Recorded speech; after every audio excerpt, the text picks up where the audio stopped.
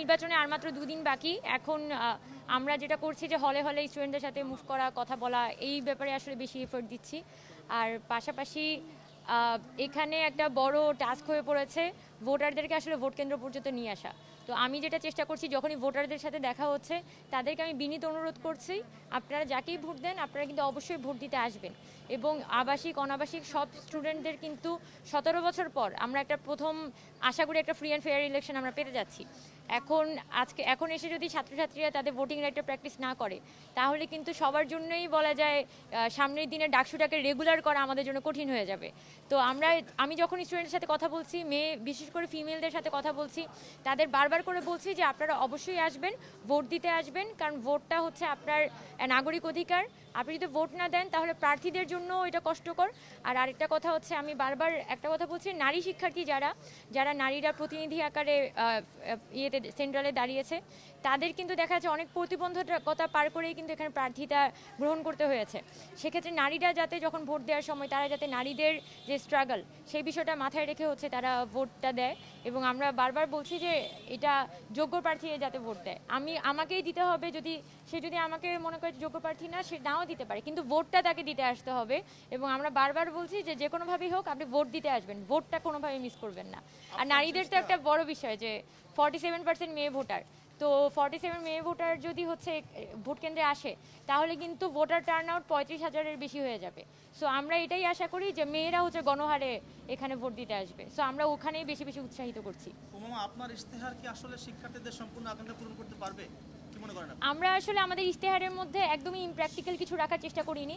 So অনেকে অনেক কথার ফুলঝুরি আসলে তাদের ইশতেহারের মধ্যে দিয়ে তৈরি করেছে। আমরা খুব বেসিক সমস্যাগুলো ধরে ধরে কাজ করেছি। একটা হচ্ছে রাজনৈতিক সংস্কার, 5 আগস্ট পরবর্তী ক্যাম্পাসের রাজনৈতিক সংস্কারের একটা রূপরেখা তৈরি করা দরকার। এবং সেটার জন্য আমরা ক্যাম্পাস প্রশাসন, সাধারণ শিক্ষার্থী এবং ছাত্র রাজনৈতিক সংগঠন তাদেরকে আমরা ডাকসু পরবর্তী সময় নিয়ে বসবো, যদি হচ্ছে আমি এখানে ভিপি হয়ে আসতে পারি। আর দ্বিতীয় যে বিষয়, সেটা আমরা ইশতেহারে এখানে বলেছি, সেটা হচ্ছে একাডেমিক সংস্কার। সেটার জন্য ক্যাম্পাসের মধ্যে পার্শিয়াল ওপেন ক্রেডিট সিস্টেম চালু করা, শিক্ষক মূল্যায়ন পদ্ধতি এবং আমাদের ক্যাম্পাসের মধ্যে ইন্ডাস্ট্রি একাডেমিয়ার রিলেশনশিপ তৈরি করা, এই ব্যাপারে আমরা উদ্যোগ গ্রহণ করব। আর তৃতীয়ত হচ্ছে ক্যাম্পাসের মধ্যে যে নিরাপত্তা এবং স্টুডেন্টদের যাবতীয় সুবিধা, অর্থাৎ আবাসন সমস্যা, খাদ্য সমস্যার জন্য ইনস্টিটিউট ভিত্তিক ক্যান্টিন তৈরি করা, তারপর গ্রোসারি, একটা করে ফার্মাসি, এরপর হচ্ছে একটা করে আপনার দোকান, একটা করে স্টেশনারি, এইগুলো হচ্ছে আমরা ইনস্টিটিউশন ভিত্তিক তৈরি করার কথা বলেছি। পাশাপাশি ক্যাম্পাসের মধ্যে যে উদ্বাস্তু ভবঘুরেদের একটা আখড়া হয়ে থাকে, প্রচণ্ড যানজট, তারপর হচ্ছে হর্ন, এবং আপনি ইদানিং দেখতে পাচ্ছেন যে আপনার লিফলেটের কারণে রাস্তায় রাস্তায় লিফলেট পড়ে থাকে এবং প্রচণ্ড কিন্তু পরিবেশটা দূষিত হয়ে যাচ্ছে, একটা স্যানিটেশন সমস্যা তৈরি হচ্ছে। সো আমাদের ক্যাম্পাসের পরিবেশটাকে যাতে আমরা হচ্ছে স্বচ্ছ রাখতে পারি এবং পরিষ্কার পরিচ্ছন্ন রাখতে পারি, সেটার জন্য হচ্ছে আমরা উদ্যোগ গ্রহণ করব। খুবই ছোট ছোট জিনিস, কিন্তু ঢাকা ইউনিভার্সিটিতে আসলে যেটা দরকার, ডাকসুটাকে রেগুলার করা এবং ছোট ছোট যে সমস্যা সেগুলোকে হাত দিয়ে সমাধান করা। তাহলে যেটা হবে, সামনের দিনে আমরা বড় বড় সমস্যায় হাত দিতে পারবো। এটাই।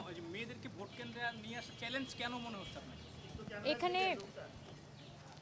এখানে মেয়েদেরকে ভোট কেন্দ্রে নিয়ে আসার ক্ষেত্রে যেটা প্রথম চ্যালেঞ্জ, সেটা হচ্ছে ক্যাম্পাস যেহেতু বন্ধ করে দিয়েছে, মানে হয়তো বন্ধ উইথড্র করা হয়েছে, কিন্তু এটার পরও দেখা যাচ্ছে অনেক স্টুডেন্ট তারা বাসায় চলে গেছে, অনেকের কিন্তু পিএল চলছে, তারা বাসায় চলে গেছে। আবার দেখা যাচ্ছে ডাকসুকে একটা পলিটিক্যাল প্ল্যাটফর্ম হিসেবে চিন্তা করা হয়, তো তাই অনেক ফিমেল স্টুডেন্টদের ফ্যামিলি থেকে কল দিয়ে কিন্তু তাদেরকে বাসায় নিয়ে যাওয়া হয়েছে। তো সেই জায়গায় আমরা মনে করি যে ভোট কেন্দ্রে মেয়েদের অংশগ্রহণের ক্ষেত্রে এটা একটা বাধা হয়ে দাঁড়িয়েছে। পাশাপাশি ভোট কেন্দ্র যেগুলো আছে, আপনি শামসুন্নাহার হলের ভোট কেন্দ্র কিন্তু ইউনিভার্সিটি ল্যাবরেটরি স্কুলে দিয়েছে। আবার আমার পিছনে যে বঙ্গমাতা হল, কুয়েত মৈত্রী হল, তাদের ভোট কেন্দ্র এখানে সামনের সমাজ কল্যাণ ইনস্টিটিউটে না দিয়ে সেটা সেই দূরে ক্যাম্পাসের ভিতরে ঢাকা ইউনিভার্সিটি টিচার্স ক্লাবে দিয়েছে। তো মঙ্গলবার দিন যদি এই সামনের এরিয়াটাতে জ্যাম থাকে, তাহলে দেখা যাবে there is a huge possibility যে কুয়েতমুত্রী এবং বঙ্গমাতা থেকে শিক্ষার্থীদের আসলে পার্টিসিপেশনটা অনেক কম হবে। তো আমরা এই জায়গায় আশঙ্কা করছি যে এখানে মেয়েদের ভোট কেন্দ্র বিশেষ করে সেগুলো যেহেতু তাদের হল থেকে কিছুটা দূরে, তাই ভোটার টার্ন আউটটা কম হওয়ার একটা সম্ভাবনা তৈরি হয়েছে। তাহলে আপনার কাছে কি তাহলে এটাই মনে হয় যে মেয়েদের ভোটে এই ফলাফলটা আসলে বেশি প্রভাব? অবশ্যই অবশ্যই এভাবে, কারণ মেয়েরা কিন্তু সহজে অন্যদের দ্বারা প্রভাবিত হয় না।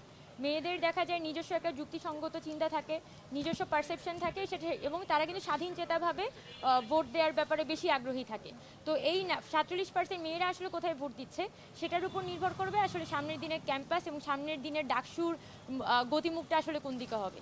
সো আমরা মনে করি যে এই যে 47% মেয়ে, তারাই এবার ক্যাম্পাসে ডিসাইসিভ ফ্যাক্টর এবং তাদের ভোটেই আসলে সামনের দিনের ডাকসুর প্রতিনিধিরা নির্বাচিত হবে।